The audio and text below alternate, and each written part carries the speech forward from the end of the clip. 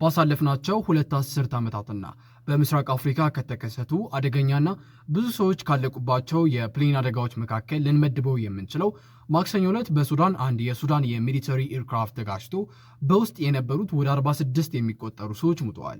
የሰው ቁጥር በሚበዛበትና በሱዳን ኦምዱሩማን ተብላ በምትጠራው ከተማ በተከሰከሰው አንቶኖቭ ተብሎ በሚጠራው ኤርክራፍት ምክንያት ከሞቱት ከ46 ሰዎች በተጨማሪ 8 ሰዎች የቆሰሉ ሲሆኑ ፕሌኑ በወደቀበት አካባቢ የነበሩ ቤቶችም ወድመዋል። የሱዳን ሚሊተሪ ባወጣው ስቴትመንት መሰረት ፕሌኑ የተጋጨው በሰሜን ኦርዱማን ከሚገኘው ከዋንዲ ሳይድና አየር ማረፊያ ተነስቶ በሚጓዝበት እንደሆነ ተናግሯል። ንጹሐን ሰዎች ጨምሮ ወታደሮች የሞቱ እንደሆነ ቢናገርም ምን ያክል ወታደርና ምን ያክል ንጹሐን ሰዎች እንደሞቱ በቁጥር አላስቀመጠም።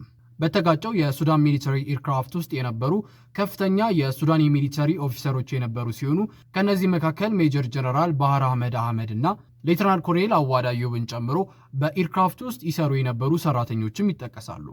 በሱዳን የፕሌን አደጋዎች የተለመዱ ሲሆኑ ለዚህም ምክንያት ሆኖ የሚጠቀሰው የሀገሪቱ የአቪዬሽን ሴፍቲ ደካማ መሆኑ ነው። ሪከርዶችን ማየት ካስፈለገ በ2020 በዌስት ዳርፉር በተከሰከሰው የራሽያ አንቶቭ ኤኤን 12 በተባለው ኤርክራፍት ምክንያት 16 ሰዎች የሞቱ ሲሆን በ2023 ደግሞ አንድ የሱዳን ፕሌን ለማረፍ በሚሞክርበት ጊዜ ከአለት ጋር በመጋጨቱ ምክንያት 8 የውጭ ሀገር ዜጎችን ጨምሮ በአጠቃላይ 116 የሚሆኑ ዜጎች ሙተዋል።